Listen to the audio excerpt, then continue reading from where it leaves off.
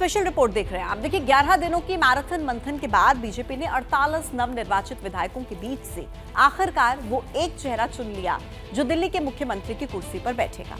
रेखा गुप्ता को दिल्ली में बीजेपी विधायक दल का नेता चुना गया।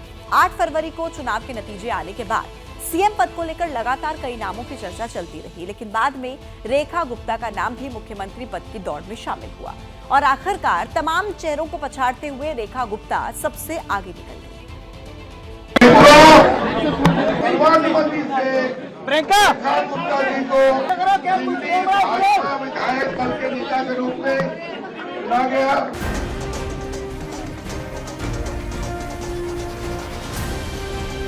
एबीपी न्यूज की खबर पर मुहर लगी है। बीजेपी ने रेखा गुप्ता को दिल्ली का सीएम बनाया है। ये खबर आ गई, रेखा गुप्ता होंगी दिल्ली की मुख्यमंत्री। बीजेपी विधायक दल की जब बैठक चल रही थी तब रेखा गुप्ता विधायकों की तीसरी लाइन में पीछे बैठी नजर आई। एबीपी न्यूज को मीटिंग के अंदर से पल पल की जानकारी मिल रही थी। हमने सबसे पहले देश को बताया कि रेखा गुप्ता दिल्ली की सीएम होंगी। भारत माता की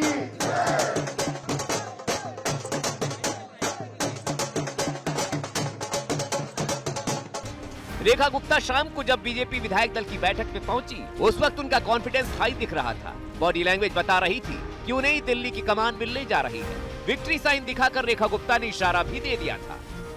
बहुत बहुत खुश है, भाभी की मेहनत सफल आई, सबका बहुत बहुत आभार। अब समर्थकों में खुशी की लहर है, घर में मिठाइयाँ बांटी जा रही है। सासू माँ बहू रानी को क्या संदेश दे रही हैं आज? बस जीवन में ऐसे ही मेहनत करते रहो, आगे बढ़ते रहो। अब सब मुख्यमंत्री की सासू माँ में अंतर क्या आए? नहीं, कोई अंतर नहीं है, कोई अंतर नहीं है। मुख्यमंत्री की नहीं, रेखा की सास, मतलब रेखा मेरी बहू, बस। रेखा बहू है। रेखा ने अखिल भारतीय विद्यार्थी परिषद से करियर की शुरुआत की थी। संगठन से जुड़ी रही हैं, नगर निगम से होते हुए विधानसभा पहुंची हैं। बहुत खुश है। संयोग देखिए, 22 फरवरी 2023 में मेयर का चुनाव रेखा हार गई थी। 2 साल होने को हैं और अब वो उससे पावरफुल सीएम की कुर्सी पर बैठने जा रही है। प्रियंका गुप्ता जी को विधायक दल के नेता के रूप में देखिए आखिरकार रेखा गुप्ता को ही बीजेपी ने सीएम क्यों चुना? रेखा गुप्ता पर ही बीजेपी ने दाव क्यों लगाया? क्यों बीजेपी ने महिला सीएम चुना है? आखिरकार पीएम मोदी ने कब दे दिया था? इसके पीछे का समीकरण ये काफी दिलचस्प है, देखिए।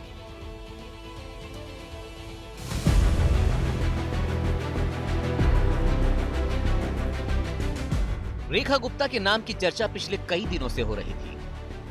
एबीपी न्यूज ने 11 फरवरी को ही बता दिया था कि रेखा गुप्ता का नाम रेस में आगे है। शालीमार बाग से रेखा गुप्ता, ग्रेटर कैलाश से शिखा राय, नजफगढ़ से नीलम पहलवान, वजीरपुर से पूनम शर्मा। ये वो 4 महिला चेहरे हैं जो इस बार बीजेपी के टिकट पर जीतकर दिल्ली में विधायक बनी हैं। इनमें रेखा गुप्ता का दावा सबसे मजबूत माना जा रहा है। बीजेपी ने सीएम का नाम फाइनल करने के लिए अपने स्तर पर जो पैमाना तय किया था, उस पैमाने पर रेखा गुप्ता सबसे फिट बैठी। एक तो महिला, दूसरा वैश्य बिरादरी का होना और तीसरा बीजेपी के प्रति वफादार होना। ये तीनों फैक्टर रेखा गुप्ता के फेवर में गए। बीजेपी ने 11 दिन तक मंथन किया और मुहर लगाई। विधायकों ने भी रेखा के नाम के फैसले को सहर्ष स्वीकार किया। बताया जा रहा कि आरएसएस ने बीजेपी को महिला सीएम का प्रस्ताव दिया था। देश में अभी किसी प्रदेश में बीजेपी की कोई महिला सीएम नहीं है। ऐसे में बीजेपी ने रेखा गुप्ता को सीएम बनाने का फैसला लेकर मास्टर स्ट्रोक चला है। दिल्ली में 43% महिलाओं ने बीजेपी को तो 49% ने आपको वोट किया है। आपको 11% महिलाओं के वोट का नुकसान हुआ, जबकि बीजेपी को 8% का फायदा। दिल्ली ही नहीं, इससे पहले महाराष्ट्र, हरियाणा, मध्य प्रदेश, राजस्थान, इन जैसे राज्यों में भी महिलाओं ने झोली भर भर कर बीजेपी को वोट किया। इन राज्यों की जीत में भी महिलाओं का योगदान माना गया है। हाल के चुनावों के पैटर्न को देखें तो महिला वोटरों को जीत की गारंटी माना जाता है। प्रधानमंत्री नरेंद्र मोदी ने दिल्ली में जीत के बाद भी महिला वोटर्स का आभार जताकर महिला सीएम के संकेत दिए थे। एक बार फिर नारी शक्ति ने दिल्ली में मुझे अपना आशीर्वाद दिया है। बीजेपी ने दिल्ली में महिला सीएम बनाकर राष्ट्रव्यापी संदेश देने की कोशिश की है। बीजेपी में दिया कुमारी राजस्थान और प्रवति परीदा ओडिशा में डिप्टी सीएम है। लाडली बहरा जैसी महिला स्कीम के जरिए बीजेपी ने न सिर्फ महिला वोटरों को साधने की कोशिश की है, बल्कि वो देश में एक नया बेस वोट तैयार कर रही है। देखिए, एबीपी न्यूज ने सबसे पहले रेखा गुप्ता के सीएम बनने की खबर आपको दी थी। दिल्ली में जब सीएम के नामों पर सस्पेंस बना हुआ था, दिन भर अलग अलग नामों पर चर्चा चल रही थी, तब एबीपी न्यूज ने रेखा गुप्ता से बात की। तब क्या कहा था मैडम सीएम ने, इस रिपोर्ट में आप देखिए। ग्रैंड समारोह में क्या पहन के जा रही हैं? साड़ी। नाम के ऐलान से पहले ही रेखा गुप्ता ने शपथ को लेकर पत्ते खोल दिए थे। एबीपी न्यूज की रिपोर्टर मनोज्ञा लोईवाल को बता दिया था कि गुरुवार को क्या पहनकर शपथ समारोह में जाने वाली हैं। समारोह में क्या पहन के जा रही हैं? साड़ी। रंग तय नहीं किया। मैं नहीं मानती महिलाएं तय ना करें कि आप क्या पहन के जा रही हैं, सोच के रख दी, अंदर तो चल रहा होता कुछ। अब नेता महिला हो तो उसको बेचारी को समय नहीं मिला, पर जरूर अच्छा सा इतना बड़ा उत्सव है। रेखा गुप्ता शालीमार बाग से जीतकर पहली बार विधायक बनी हैं। पार्टी के वफादार सिपाही की तरह सीएम को लेकर पूछे गए सवाल का उन्होंने दिन में जवाब नहीं दिया था, लेकिन मोदी की महिला नीति की जमकर तारीफ की थी। आज आ रहा है दिल्ली में महिलाओं ने जो जीत दिलाई है, उसका चेहरा रेखा गुप्ता जी बनाई जाएंगी। पूरे देश में जो जीत का सिलसिला भारतीय जनता पार्टी का चल रहा है, उसमें बहनों की बहुत बड़ी भूमिका है, क्योंकि आदरणीय प्रधानमंत्री नरेंद्र मोदी जी जिस प्रकार से हमारे देश की महिलाओं की, बहनों की, बेटियों की चिंता करते हैं, आज तक इतिहास में ऐसा नेतृत्व नहीं मिला जिन्होंने इतनी चिंता की हो। 26 साल बाद दिल्ली में बीजेपी को सत्ता मिली है। सुषमा स्वराज बीजेपी की आखिरी सीएम थी। अब उनकी विरासत को रेखा गुप्ता आगे बढ़ाने वाली हैं। पलक को जिद है जहाँ पे बिजली गिराने की, हमें भी जिद है वहीं पे आशियाँ बनाने की। तो दिल्ली का आशिया बेहतर होगा, सुंदर होगा, लोगों के रहने लायक दिल्ली बनेगी, यही संकल्प है। दिल्ली की सत्ता में शीर्ष पर पहुंचाने के लिए बीजेपी ने रेखा में महिला होने के साथ ही वैश्य बिरादरी वाला गुण देखा। दिल्ली में वैश्य वोटरों की संख्या ज्यादा है। केजरीवाल की सियासत को काउंटर करने के लिए बीजेपी ने नया वैश्य नेतृत्व खड़ा किया है। CSDS का सर्वे कहता है कि दिल्ली में इस बार 66% वैश्य ने बीजेपी को और 25% ने आपको वोट किया है। विधायक बनने से पहले रेखा गुप्ता पार्षद थी। बीजेपी ने नगर निगम के चुनाव में मेयर का उम्मीदवार भी बनाया था। रेखा 2 बार पहले हार चुकी हैं, लेकिन बतौर पार्षद उन्होंने इलाके में जबरदस्त काम किया है, जिसका नतीजा इस बार उन्हें जीत के तोहफे पर मिला है। रेखा गुप्ता ने अखिल भारतीय विद्यार्थी परिषद से सियासी करियर की शुरुआत की थी।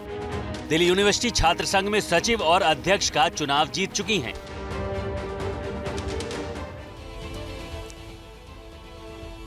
अब देखिए, मुख्यमंत्री के तौर पर रेखा गुप्ता के नाम के ऐलान के बाद अब आपके मन में ये सवाल होगा कि सरकार बनने के बाद बीजेपी सबसे पहले क्या करेगी। बीजेपी के उस मास्टर प्लान के बारे में हम आपको पहले ही पूरी जानकारी देने वाले हैं, वो आप इस रिपोर्ट में देखिए। दिल्ली के मुख्यमंत्री और मंत्रियों की शपथ के बाद देश के दिल में बीजेपी के सामने अपने वादों को पूरा करने की चुनौती होगी। नई सरकार के शपथ लेते ही जिन कामों पर दिल्ली की नई नवेली बीजेपी सरकार के सीएम अपनी पहली कैबिनेट मीटिंग में मुहर लगाएंगे, उसका ब्लूप्रिंट एबीपी न्यूज के पास है। उनमें यमुना की फुल प्रूफ सफाई, महिलाओं के खाते में हर महीने 2500 रुपए, गैर आधिकारिक कर्मचारियों की नियुक्ति को लेकर जांच के आदेश, गर्मी में पानी की किल्लत से निपटने का प्लान, आयुष्मान भारत योजना को लागू करना और मोहल्ला क्लिनिक के कायाकल्प को लेकर बड़े फैसलों पर दस्तखत। ये वो सारे मुद्दे हैं जिनको चुनाव में बीजेपी ने जोर शोर से उठाया और उसके असर से दिल्ली की सत्ता पर काबिज होने में कामयाब हुई। खबर है कि इन्हीं मुद्दों पर सबसे पहले मुहर लगेगी। महिलाओं को 2500 रुपए की सहायता देना, यमुना का सौंदर्यीकरण करके यमुना को स्वच्छ करना, इस सहित और बहुत सारे प्रमुख मुद्दे हैं, क्योंकि दिल्ली में 10 साल में कुछ नहीं हुआ। मोहल्ला क्लिनिक से आम आदमी पार्टी की सरकार ने आम लोगों को घर के करीब ही बेहतर इलाज की शुरुआत की थी। 1000 मोहल्ला क्लिनिक बनाने के वादे पर 10 सालों में महज 545 मोहल्ला क्लिनिक बने। बीजेपी इन मोहल्ला क्लिनिक को भ्रष्टाचार का सेंटर बताकर इन्हें बंद कराने की मांग करती रही, लेकिन अब इनका नाम बदलकर नए सिरे से शुरू करने की तैयारी की है। पहली कैबिनेट में इस पर मुहर के संकेत पहले ही मिल चुके हैं। मैंने पहले से बताया कि अगर आपको लगता है कि आपको मेरे काम से अच्छा नहीं लग रहा, तो बता दीजिए, मैं अपने काम में बहुत अच्छा हूँ। तो दूसरी तरफ गलत तरीके से भर्ती पर दिल्ली के मुख्य सचिव पहले ही दिल्ली सरकार के अधीन आने वाले सभी विभागों को नोटिस जारी कर चुके हैं, जिसमें सभी विभागों में नॉन ऑफिशियल स्टाफ की लिस्ट सौंपे जाने के आदेश जारी हो चुके हैं। दरअसल केजरीवाल सरकार में अलग अलग विभागों में कई तरह के नॉन ऑफिशियल स्टाफ की नियुक्ति की गई थी। संभव है कि नई सरकार बनने के साथ ही दिल्ली सरकार में कार्यरत इन लोगों पर गाज गिर सकती है। इससे जुड़े फैसले पर पहली बैठक में मुहर लगने के संकेत भी हैं। तो दिल्ली में सील पड़ी 13,000 दुकानों को खोलने का मुद्दा भी बीजेपी के वादों का हिस्सा था। उन दुकानों को दोबारा खोले जाने का आदेश भी दिल्ली की बीजेपी सरकार की पहली कैबिनेट मीटिंग में जारी हो सकता है। सीएम फेज चुन लिया गया, अब प्राथमिकता के आधार पर काम चुने जाएंगे। बीजेपी ने दिल्ली के विकास के लिए प्लान ऑफ एक्शन के तहत 100 दिन का समय तय किया है और 26 साल बाद इस अग्नि परीक्षा में पास होकर दिल्ली वालों के बीच अपना भरोसा बनाने का मौका चूकना नहीं चाहिए। देखिए, दिल्ली में आम आदमी पार्टी की हार की बड़ी वजह ये रही कि वो यमुना की सफाई नहीं कर पाई। इस चुनाव में यमुना का मुद्दा खूब चला। अब जब बीजेपी जीत गई है और नई सीएम रेखा गुप्ता के नाम का ऐलान भी हो गया है, नई मुख्यमंत्री के सामने फिलहाल सबसे बड़ा चैलेंज यमुना की सफाई का ही होगा।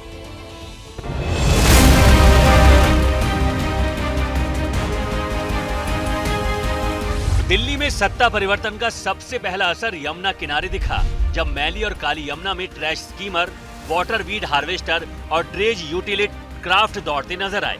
सरकार गठन से पहले ही क्लीन यमुना का ट्रेलर दिख गया है, लेकिन नए सीएम के सामने इस मिशन को अंजाम तक पहुंचाने की चुनौती है। यमुना जी को हम दिल्ली शहर की पहचान बनाएंगे। मैं जानता हूं ये काम कठिन है, मैं ये भी जानता हूं ये काम बहुत लंबे समय का है। समय कितना ही क्यों न जाए, शक्ति कितनी ही क्यों न लगे, लेकिन अगर संकल्प मजबूत है तो यमुना जी के आशीर्वाद रहने वाले। इस भागीरथ संकल्प को पूरा करने का वादा खुद पीएम मोदी ने किया है। नए सीएम के चयन में इस बात का भी ख्याल जरूर रखा होगा कौन दिल्ली में पीएम के इस मिशन को साकार कर सकता है। वैसे भी केंद्र सरकार की तरफ से क्लीन यमुना की डेडलाइन निकाल दी गई है 27 में निसंदेह, यानी जो सफाई का अभियान है वो 2027 में पूरा हो जाएगा 100%। बीजेपी जानती है कि यमुना पर किए वादे पूरे नहीं किए तो अगली बार उसे भी उन्हीं सवालों का सामना करना पड़ेगा जो इस बार उसने आम आदमी पार्टी से पूछे थे। सत्ता परिवर्तन होते ही यमुना मैया को 3 साल में निर्मल और अविरल बनाने की रूपरेखा तैयार कर ली गई है, जिसे 4 हिस्सों में बांटा गया है। पहला, यमुना में जमा कचरे, गाद, अन्य गंदगी को हटाया जाएगा। दूसरा, नजफगढ़ ड्रेन, सप्लीमेंट्री ड्रेन, अन्य बड़े नाले साफ किए जाएंगे। तीसरा, मौजूदा सीवेज ट्रीटमेंट प्लांट्स की क्षमता और कामकाज की रोज निगरानी होगी। चौथा, 400 एमजीडी सीवेज ट्रीटमेंट की कमी को पूरा करने के लिए नए एसटीपी, डीएसटीपी बनाए जाएंगे। दिल्ली प्रदूषण नियंत्रण समिति को कारखानों से नालों में छोड़े जा रहे गंदे पानी पर सख्त निगरानी रखने का निर्देश दिया है। इसके अलावा दिल्ली जल बोर्ड, पीडब्ल्यूडी, डीडीए समेत इस मसले से जुड़े सभी विभागों को तालमेल बिठाकर काम करने को कहा गया है। चर्चा तो यमुना नदी के लिए अलग से बोर्ड या प्राधिकरण बनाने की भी है और इस मास्टर प्लान को अमली जामा पहनाने का काम मोदी के नए सिपह सालार के कंधों पर होगा।